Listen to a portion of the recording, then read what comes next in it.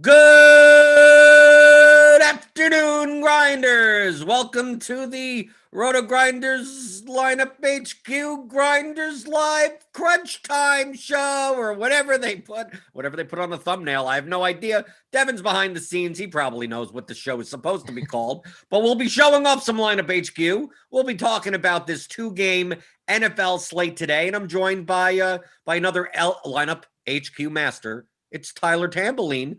On a 2-game slate, people will say, like, how much Lineup HQ do I need to use when there aren't that many people to choose from? It could still be useful as a research tool, right?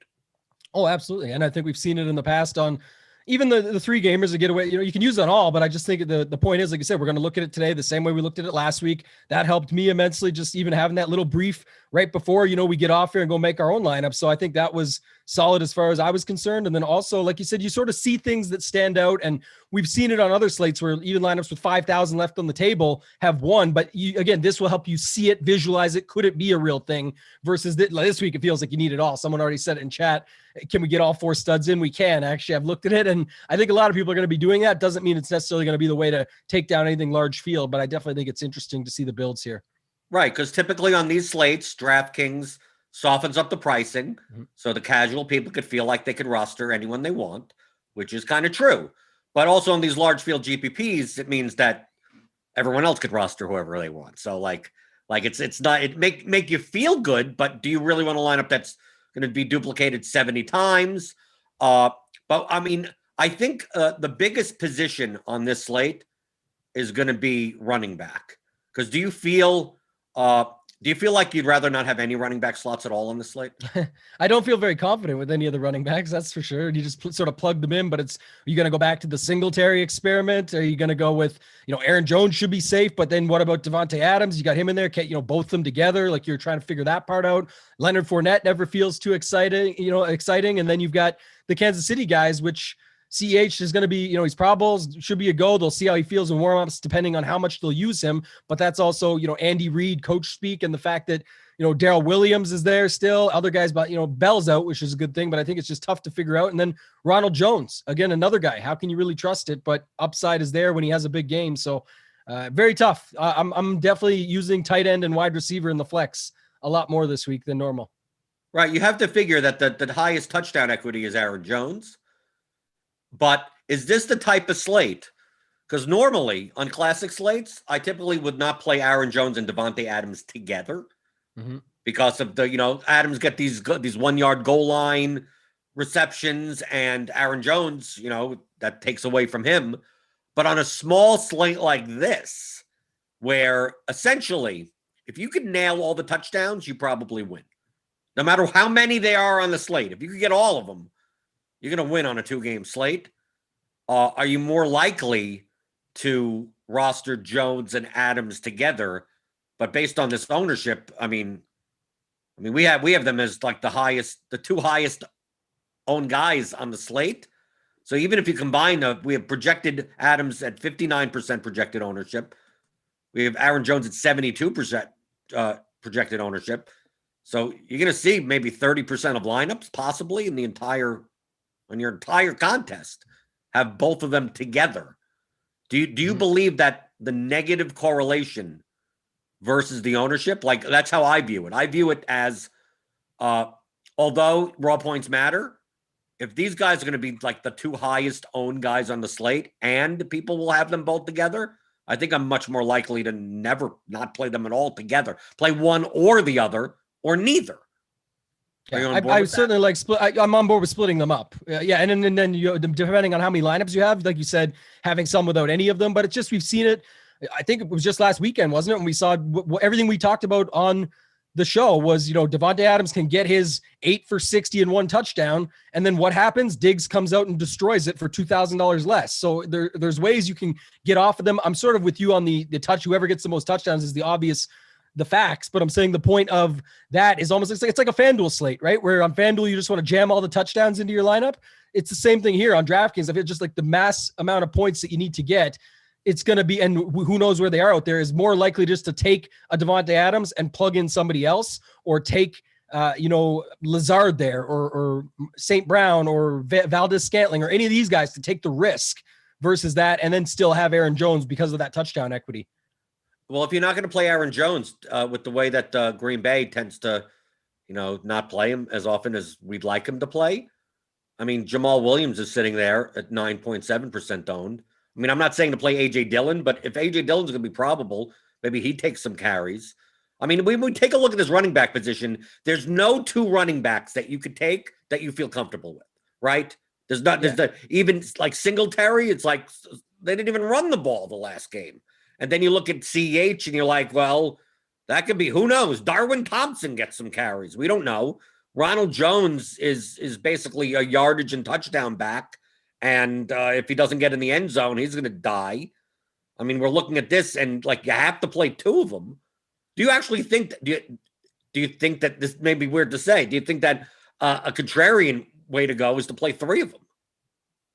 Well, I think, like you said, most people, and I said it too, are using wide receiver or even tight end. I've seen plenty of builds where people are using Tunyon and Kelsey, or whatever it might be, Gronk and Tunyon, Gronk, Kelsey, things like that. So I definitely think it would be contrarian to do it. But I think just looking at this too is because of all the uncertainty at this position blender. For me, someone mentioned TJ Yeldon in the chat, and I guess that just proves it. Like, to me, that stood out right away. It was like, that's kind of sneaky. I kind of like that. They should be down if they've got to pass the ball more. Obviously, like you said, they don't run the ball. Like the Singletary chalk is always tough to get behind, not just because of last week's result, just because never. And same with CEH coming back. Like, I get it, and they can put up points and anything can happen. But this was the same thing when he was out a few weeks ago, and everyone wants to jam the next guy in. It's like, they don't usually run CEH. His props are usually 30 yards. And it's like, over under 30 yards is not something you want to be messing around with on a day like today when you want to get the most points possible. I'd be much more likely to take some risks on Ronald Jones, can break a big play. TJ Yeldon, I kind of like that call. Even your AJ Dillon, Jamal Williams, somewhere in there where I'm willing to take those risks here, because at wide receiver and on a site like DraftKings, especially full point PPR, I just want to jam in those targets, those opportunities. Get me Diggs, get me Adams, get me whatever. And as long as I'm different here at running back, like you said, separating Adams and Jones, that could be enough. And then you get one of these guys like Yeldon or Dillon or Jamal Williams or someone in behind, and that could be your differentiator right there. Right, because we're taking a look at both of these games, and they both project to be pass heavy on both sides of the ball. The Packers will throw. The Packers probably have the highest run rate on the slate, and the Packers don't even have a high run rate. The Buccaneers tend to pass more than 50% of the time. The Chiefs are a pass-first offense. The Buffalo is definitely a pass-first offense. It may be one of these slates where no running back gets double-digit points. Like it could be that. It could be that as long as you get 12 points total out of both running back slots, you're good. So whether or not you paid, Jamal Williams gets 5.5, but Aaron Jones only has 8. And Singletary has 4.5, and Darrell Williams has 3.5, and CEH has, none of these guys get a touchdown. And all the touchdowns are through the air. Like it becomes to the point where, you could you could plug in whoever you want at that point. But that is a distinct possibility that no running back gets double-digit points. Or it could be the possibility that one of them, Aaron Jones, could put up 32.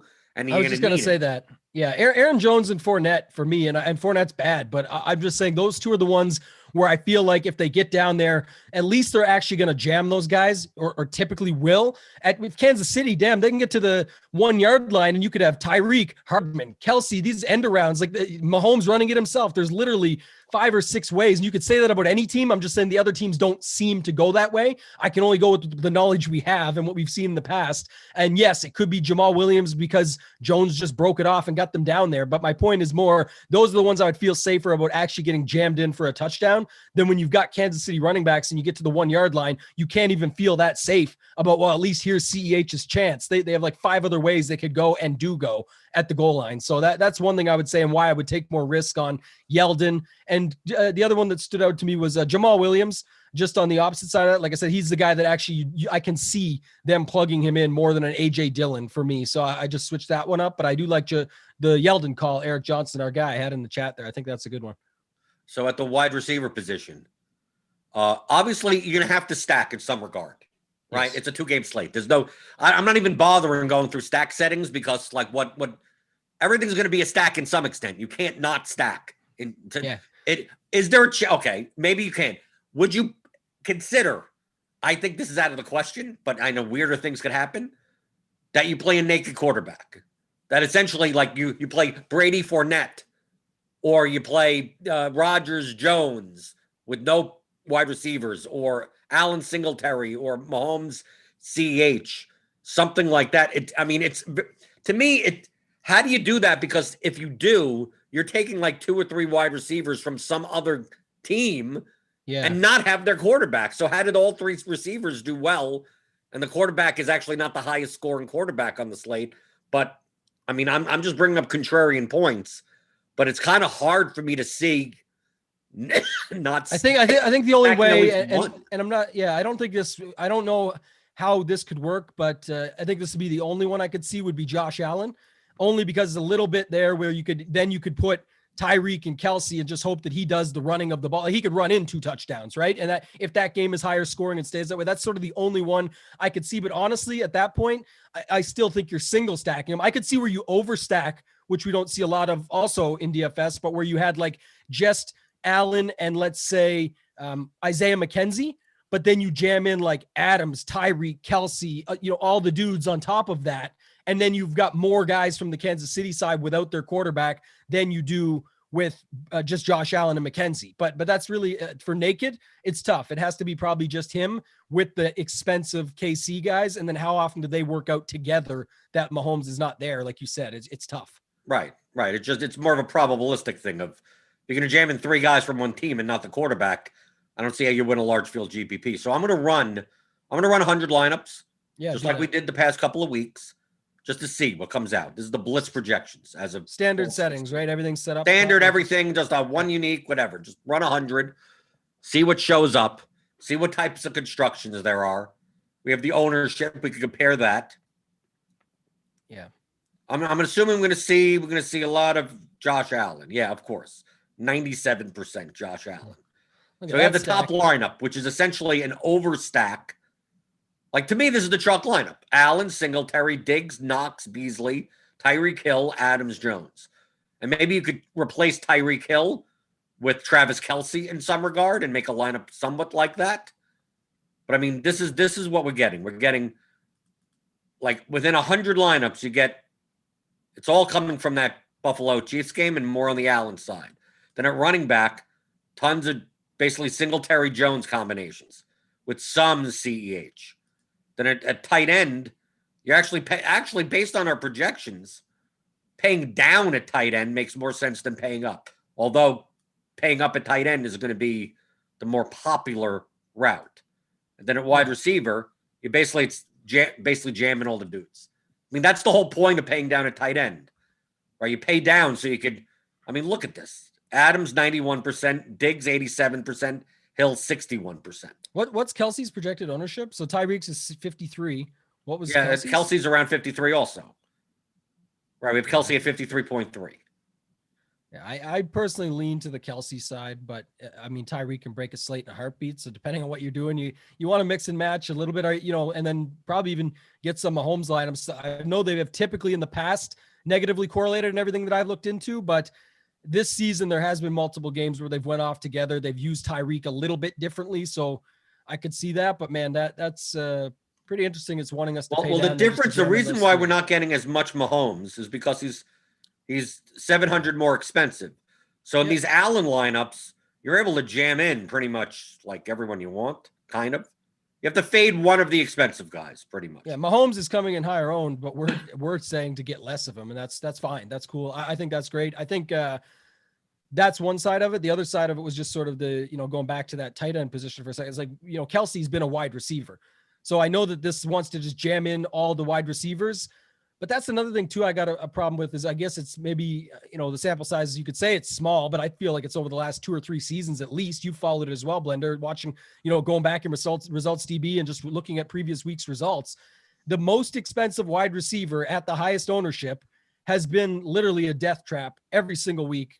There's, once or 2 times a year where it comes through. Not the highest owned wide receiver, the most expensive highest owned wide receiver. And it typically is a guy like Davante Adams. And if he doesn't do enough, like I said, just last weekend, when it's like 7 for 60 and 1, that doesn't mean it's enough. Now on this slate, it could be different because it's a 2-gamer. I don't know, but I'm just saying if everyone's going to have Diggs, Adams, Hill lineups, I don't even think I have any of those yet. And if it wins, it wins. But I mean, I won't build that way personally, because I think that's just going to be hard to get unique with. We already don't like the running backs. It sort of forces you into the same combinations. I don't know. I'm much more likely to split it up and chop it out than I am to put those 3 just to have the 3. Right. We take a look at the top Kelsey lineup. So the top lineup overall is like 153 with 373 ownership. We go down to the Kelsey lineup. We lose about 30 points in ownership. We lose about 2 points in projection. But this is a full-on. I mean, take a look at this lineup. This is a KC Buffalo absolutely super onslaught. Allen with basically all 3 of the receivers and the running back. And you have CH, Hill, and Kelsey. And then you just play the Buccaneers defense. Like, to me, in large field GPPs, I like this. I like, this game goes absolutely nuts. And then it doesn't matter, right? This game goes 45-38, and whatever happens in the Packers-Bucks game, it really, really doesn't matter at that point. But, I mean, there's some with Aaron Jones here. I mean, this is Allen, Singletary, Brown, Beasley, Diggs, and Kelsey is the run back with the Chiefs defense. And I don't mind playing the Chiefs defense against Josh Allen as well as playing the Allens. We don't mind the Chiefs against 5 guys right now at this point. So just let it roll. Yeah, 5 Buffalo dudes and the KCD, it can work still, definitely. Okay, so I want to have an experiment. These are the types of things that I like doing in Lineup HQ. We're seeing so much of this Bills stacks, so much of this stuff. Yeah. So what I'm going to do as an experiment is going to go to players per team. I'm going to bring down Buffalo to 1. Okay, is that good enough for you? Or should I do 2? Do 2, because then we could see through it. That sort of like we talked about the virtual hand build. We'll be able to see what it looks like, and if it's still jamming 2 in every lineup, then forget it. We'll go back and change it to 1. Right? No, I think it's still going to jam in 2, but I think it is. But all right, but as opposed to because we see so many of these lineups where it's jamming in 5, 4, 5 Bills. 3 seems to be a minimum, so we're just cutting off that. Yeah, exactly. Right. Gotcha. So like now I'm going to build 100 with a maximum of 2 Bills just to see what the lineups look like. See what the ownership. We'll see what the projection looks like. This should lower our Josh Allen. Yeah, we were 353 projected, right? Or sorry, 153 projected and 373 or something in the other. So let's see. Okay, so now once we do that, we're still getting a ton of Allen, but we're getting like Allen Beasley, and that's it with CEH. But now we're getting Packers. Yeah. We take a look at overall ownership. We're getting Godwin. Basically, Godwin's being the one that's being jammed in. Go to the non-Josh Allen lineup. So, because that's sort of the point of the experiment, is if we only wanted to see 1 Bill, it wasn't him as a naked quarterback. Right. Okay. Well, Mahomes. Now we get more of those Mahomes lineups. But of course, with the Mahomes lineups, we're not getting 3 or 4 Bills running back. Yeah. Right. We're just getting Mahomes, Hill, Chiefs defense, Cole Beasley, Devin Singletary. What's crazy is that lineup looks so unique in the sense of like some guys we haven't seen enough of, like Tunyon and Godwin. And now Adams and Jones together, and everybody, it's got way higher ownership because it's still the guys that everybody's on. So you're not really getting much in return, even though it looks different. That's right. So then let me do this. I'll sort by projected ownership, low to high. Yeah. So here we go. Allen Diggs with playing Darrell Williams and CEH together with Tyreek Hill. And then you play Godwin, Brady. But yeah, this is a lineup. That's why it's that 304. Like this would be this is what I just talked about. So this is the one I was just saying, where you're overstacking the Chiefs side with using Allen with one guy. You've still got Godwin, Adams, Diggs. They can score touchdowns. It takes out Tyreek. It says Casey. Well, sorry, Tyreek's actually in the flex. Wow. So that's interesting too. But what I was going to say about this, the other point that stood out was Tampa Bay Buccaneers in the D. And really that's fine, especially against just Adams, because it's just going to be PPR points all day that you're getting out of him against it. So that's actually a really nice lineup. And it's still projecting only 6 points less, but at 90 points less ownership. Right. We even take a look at this one. You put Jamal Williams. So you're not playing two running backs from the same team. At least here you're playing Jamal Williams, Davante Adams with Gronkowski, Godwin, and Buccaneers. Then you're playing CH, Tyreek Hill, Josh Allen, Diggs. This lineup makes sense. I mean, these are large field type lineups. These aren't lineups that I wouldn't necessarily play in the $100 SPY. But then we start getting down to Tom Brady lineups. Let's go by projected points. 147. Brady, Godwin. Are you more likely if you're playing Brady to play multiple receivers? I think to me, Brady and Allen are the ones. I could see Rodgers, Adams, you're done. I could see Mahomes, Hill, or Kelsey, and you're done. But it seems like if you're going to play Brady or Allen, Brady, I want two. With Brady, right? I want two. Well, Allen, you could do one only because of his rushing ability. That's what I'm saying. That's where I was just going to go. The only reason I don't need it with Allen. Brady doesn't have that, and even in his games when he gets to 30 at the half that we keep talking about here, but that was 3, 4, 5, 5 touchdowns that he had to throw to get to that. He doesn't run. So I definitely want him with more than one receiver. That would be something I would set up and make sure when I'm picking through my lineups. I didn't mind those Allen ones though when it was Allen with Diggs. Like someone said in the chat, how do we fade Diggs? I don't know, because he's the guy that it just seems like no matter what, that connection is there. I don't know if they can do a lot to stop him. His route running is incredible.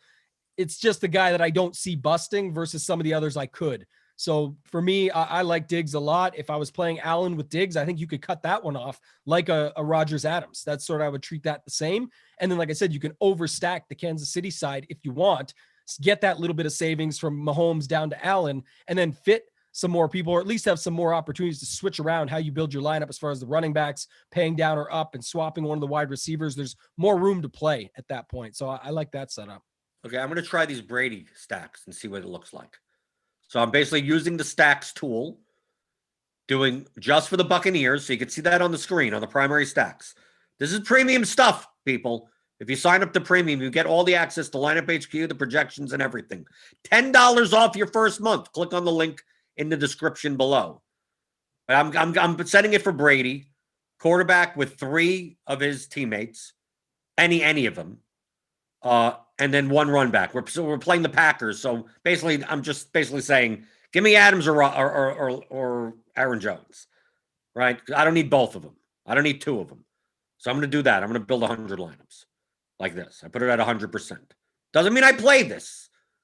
People always confuse using Lineup HQ to well, these are the lineups that I'm going to build and upload on a CSV. It's no, I'm just looking. See, now we're really sacrificing projection now. Now we're going down 8 points here. We're getting Brady, Fournette, Godwin, Gronkowski.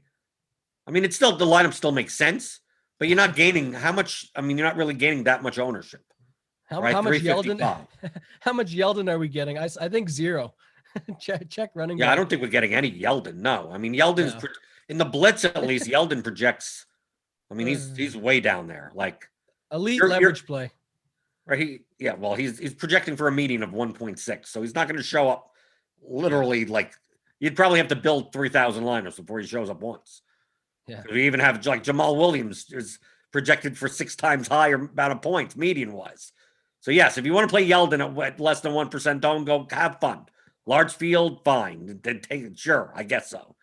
He's not going to be in any of my 4 lineups, but yeah, I guess. Even if I was building 100, I would have 0 Yeldon. But weirder things have happened. I'm just taking after we get off this. The first lineup I build, I'm putting them in. Go ahead. Really? Keep going. I said I'm going to use them. I'm going to try them in one. Yeah, I got an idea for a build. We kind of looked at one there that something sparked in my mind, and I'm going to try it out. I got a plan. People in the chat. I guess in the chat, we talked about this before the show. People in the chat, want to talk about Top Shots. See, and you said it. I didn't say it. I saw it. I wanted to say what you just said, and you took it. We said before the show, no Top Shot references, and Blender messed up, so he loses. No, the chat messed up. The chat shouldn't have done it. They put it in your head, man. You couldn't. You fell for it. You took it's a vice. You took it and you went with it, man. That's I succumbed to the YouTube chat. You watch my show every weekday morning, 11 a.m. in the morning. You should be, everyone out there on the Rotogrinders YouTube.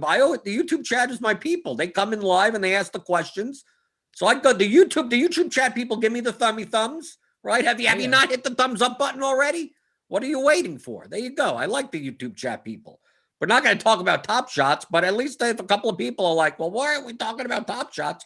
Take a look at the title of this video. It has nothing. I know the Swolecast didn't go by their title. They didn't even talk about the slate pretty much. but that's what we're here for. We're an hour to lock, hour and 10 minutes to lock. I need to figure out who I'm playing. I still haven't built my 4 lineups yet. I'm using I was saying before we went off the Richters here is that, the game stack build that we had earlier, I could see Yeldon working in that where it was with Allen and, everybody from his side, 5 guys, and then 3 guys the other way from Kansas City with both the running backs. I can mix that around a little bit and play with it where I could see if that game just goes off and goes nuts that you could use. But why would Yeldon go nuts? Well, if it's back and forth, the point is like I said, if Kansas City gets out early and then Buffalo's just got to battle back all game and does, he can easily be involved in the game plan. Why, it doesn't have to be Singletary. But Singletary's a pass catcher. Wouldn't he be? He'd be catching the passes. He should be, but he's not good. He has not been good. Let's say that. And he's extremely high owned. And so, hey, anything can happen. Weirder things have happened. Like I said, we just don't like that position. So it's not my, tout of the week or something. I'm agreeing with Eric in the chat. Speaking of YouTube chat, he's talking about it. I kind of think it's interesting. We've seen weirder things happen. I definitely do like Jamal Williams more. If you're getting off the board there, I think that it's just a guy, like I said, we've seen them use him in splits earlier in the season when both were healthy. It's the playoffs now. They can use both of them just fine.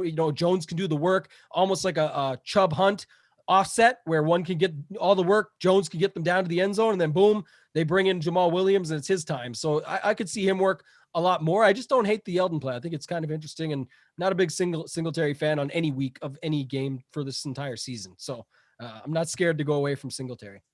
Okay, right now I'm going to run another experiment. I'm going to separate Jones and Adams because we were talking about that before. There's going to be a lot of overlap. They maybe play together too much, in my opinion, and they're negatively correlated to one another from a ceiling perspective. So now I'm going to use the groups function here in Lineup HQ. You put them both in a group, use at most 1 player. Minimum 0, maximum 1. That's how you use the groups. Okay? So, because we have a lot of these lineups in the first build that have both of them in it. Right. Yeah. Right? Because that's the top optimal is 153.2. But now we're going to separate them and build 100 lineups. And see what the lineups look like that don't have both of them in there. Because even like the second one does, the third one does, the fourth one, like so many of the top ones do. So here we go. Just stack Buffalo and add in those 2. That's been the ingredients so far. Right. So now we get the top being 152.9, a little reduction in ownership. Still Allen, Singletary, Diggs, Tyreek Hill, CEH, and you get Devontae Adams in there. So now if we go to all positions, like Devontae Adams is actually showing up to 76%.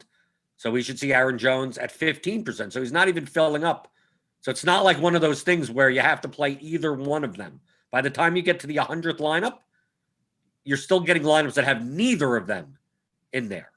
But it seems like based on projections and salaries and positions that Adams, based on projection, makes more sense than Aaron Jones. I mean, that's to me, 72% owned Aaron Jones seems like I'm just not, I think I'm not going to play him in all 4 of my lineups. I've seen too much Aaron Jones tilt. I mean, he's the most tilting running back because like you think sometimes he gets 80% of the work and sometimes he doesn't. Sometimes he doesn't even get half the work. And then he gets vultured on the goal line by Jamal Williams or Devontae Adams or Rodgers runs it in. And if 72% of the field is going to spend $6,500 on him, I'll just play some other running back.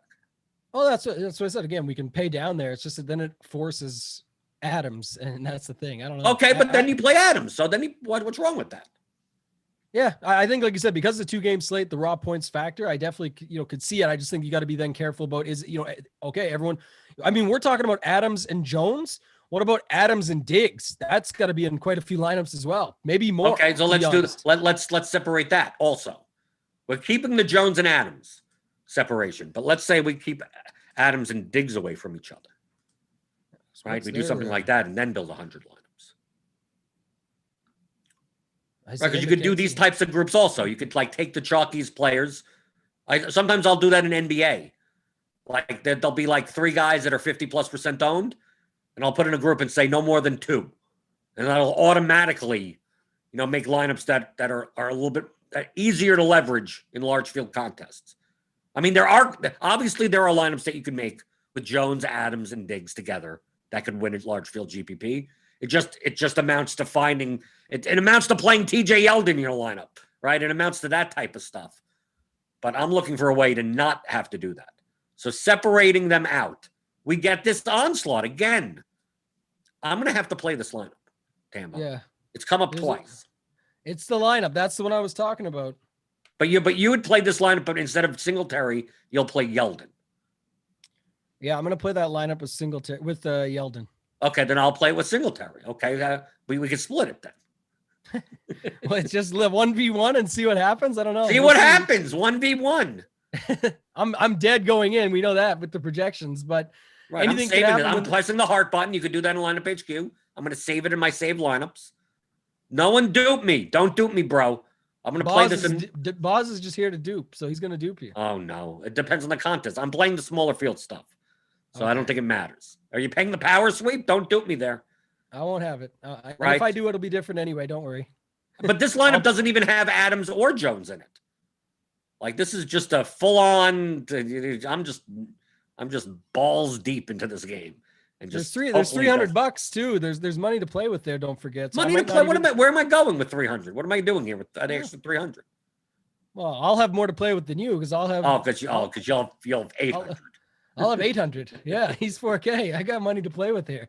Right. So if Yeldon was 3,000, I can understand it. But these minimum prices on the running backs are 4K, and really, you're going to play Yeldon over Singletary? I guess.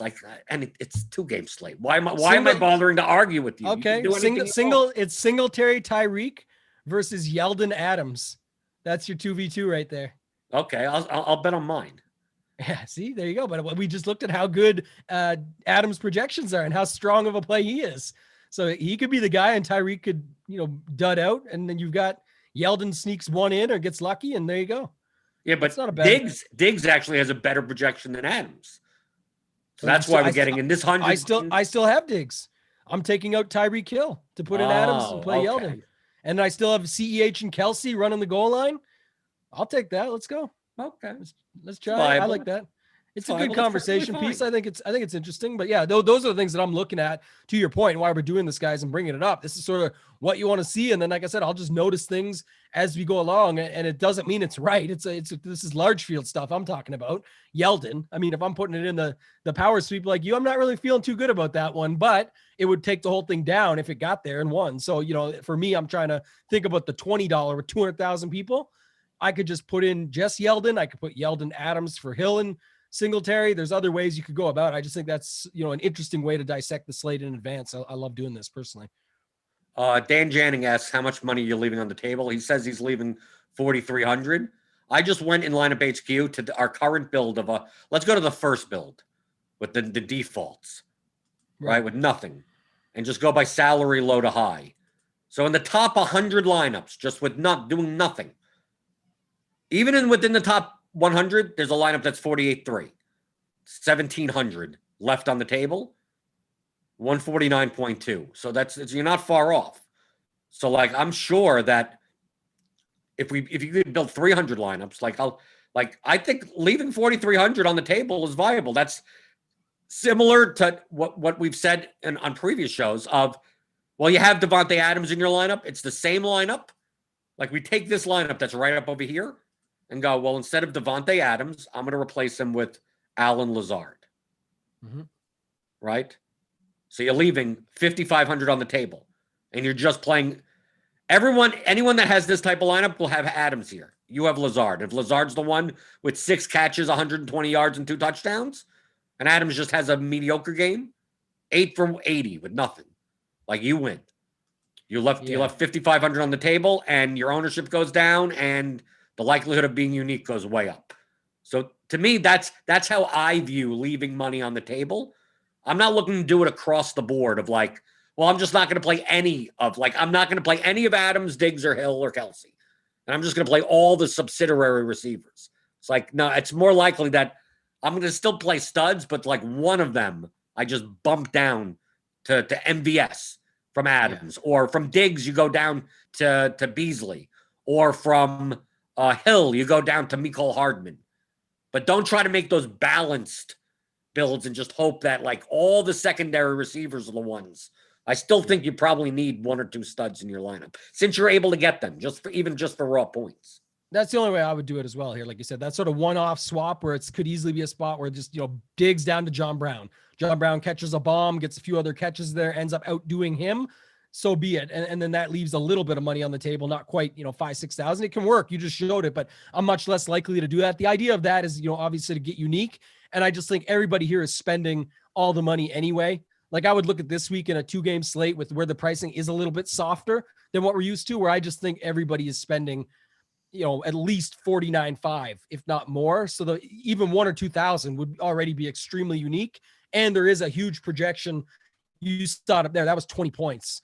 It can work. I'm just saying that's that's why it's a large field. That's why I said I will not do this in small field. I'm not going to give up 20 points of median for a uniqueness in a 3,000 person contest. Like this is for the millie. This is for 200,000 person contest. This is where you need Adams to do nothing compared to Lazard, and then everything else to hit right. So yes, for sure. Go and ahead, be unique in the process. So when you win first place by yourself, and you're laughing all the way to the bank. Of course, less likely to work out, but when it does, you win all the money, not a 70-way split. Yeah, you're better just to put Adams back in and drop Singletary to Yeldon. You're already unique enough. Oh, okay. So that's what. So I need.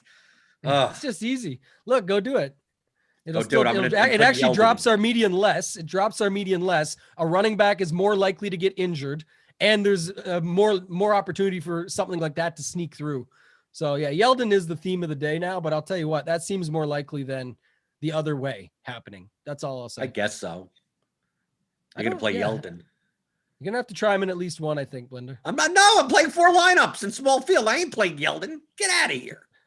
You be one of those that says, I'm 25% Yeldon. How many lineups you got? 4. Oh, right. Okay. Right. 1 out of 4. I get it for large field. Like you're talking to the person that says play whoever you want. So like yes, you can absolutely play TJ Yeldon in large field. It's more of a joke, but at the same time, just showing my example of like I actually do think that's more viable than me getting off of Adams for Lazard there. I just don't, see an issue with just playing Adams, still having Diggs, still having Jones, but you're still unique here with this lineup by leaving, what is it, $2,200 on the table with Yeldon for Singletary, where it's already a nice little leverage spot anyway. So I just would. I agree with you. I agree. Yeah. The primary reason why I would agree with you is that because the running back position is so weak. Like I said before, running back, it could be no running back scores double-digit points. So even if Yeldon, let's say Singletary puts up 3 and Yeldon puts up 3.2, like you win. Like if that lineup hits, like you just win by the 0.2. I mean, how much does Yeldon have to do if no running back gets more than 9 points? He doesn't have to do much at all. Yeah. That's what I'm saying. That's why I don't mind something like that. No, I get it. But it doesn't mean I have to do it. I'm not. No, for sure. You got yours saved already. We know what you're playing. Right. I'm playing the super stack over there. That's one of my lineups. Right. But what's going to happen? The reason why I always want to clarify this is that people will be watching, clicking that like button, thumbs up, subscribing, notification belling, doing whatever they do on YouTube. They'll be listening in the RG app to the show and go, these guys are heavy on TJ Yeldon. They think TJ Yeldon's going to do well today. I'm going to play TJ Yeldon. And then he gets like 2 snaps. And then they say, then here comes the tweets. Like TJ Yeldon is, you can admit TJ Yeldon is not a good play in a vacuum. For sure. That they know by now in the YouTube chat, Blender, that we're touts and we're only going to take credit if he does get in the end zone. If not, we told you on the stream he wasn't a great play. It was just a game theory thing. Right? That's Right. we're honest. We're honest guys. And you know, Right. I'm kidding. I do. Like I said, Eric brought it up earlier in the chat. He's here all the time. Appreciate the support. I think it's interesting. I just, like I said, it's not, I don't care enough to not try it. So like, it's not like my play of the week or something that I love. I've already talked about guys I have love for. I think Diggs is a great play regardless. I get it. The ownership, everything like that. There's other ways to get different. We talked about different builds you can do, onslaughts, game stacks. There's a million ways you can go about it. I'm just looking for sort of unique pieces that we can play on. And like you said, if no running back scores more than 10 points and Yeldon falls in the end zone for 6+, depending on what the run is, that's, you know, there's a spot that could work out in my opinion. And we just saw Singletary bust last week too. So it's pretty easy for me to feel good about that going in as an example. Why don't we go even lower than Yeldon? Why not, instead of playing Yeldon for 4K and running back, you play Scotty Miller or Tyler Johnson? Antonio Brown's out. I mean, Brady seems to throw to 700 people in a game. And, you know, what's wrong with that? To me, I prefer those guys over Yeldon because I could absolutely see Scotty Miller catching a 70-yard pass or Tyler Johnson or one of these guys. I'll go with the namesake, man. The namesake play. I like Tyler Johnson. I like him anyway. So yeah, 3K.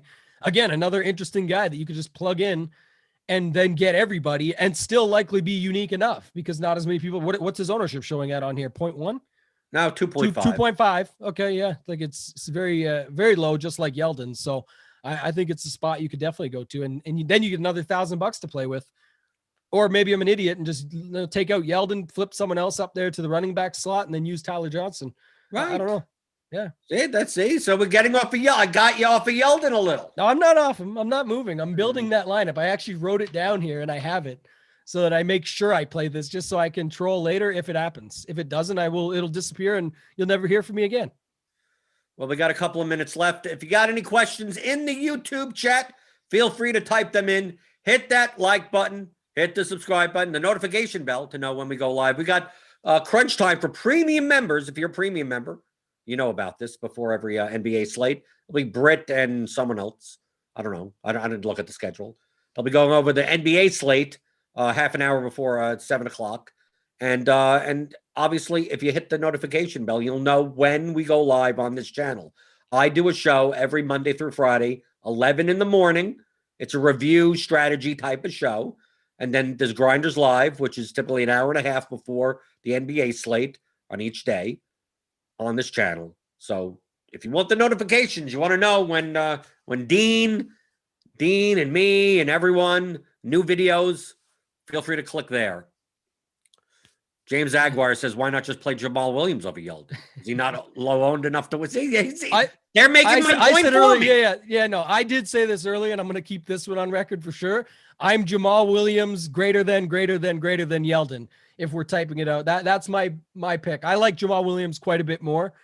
That's a spot too, by the way, where I would actually like to just find the best build with your guy we talked about earlier with Aaron Jones in there and just drop Jones and put Jamal Williams. That's where I said I would actually be happier just to take a drop at because same running back. What's the likelihood? Who cares? Just plug it in and go. So I definitely do like that. I want to know though what the ownership's going to be on Yeldon after this. what we have? I'm going to DK Sportsbook. I want to look at the touchdown prop. Oh, now he's going to bet it, guys. He's hedging. No, I can't. I'm not going to bet this. He's hedging. He's going to bet it. No, I'm not hedging. I'm looking. I want to see how stupid you are to play Yeldon. Like, where's Yeldon? I can't even find him. Is he even on here? Oh, TJ Yeldon plus 650. Plus 650 anytime touchdown. Why don't you just bet that? Don't play Yeldon in your lineup and just bet that.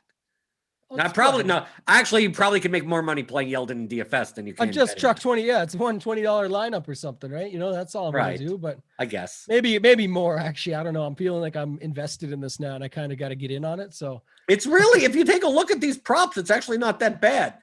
Like he comes up like twice as much as Ricky Seals-Jones and Nick Keiser, and it's pretty good odds considering they got Lev Bell in there. They've got Lev Bell in there at plus 500.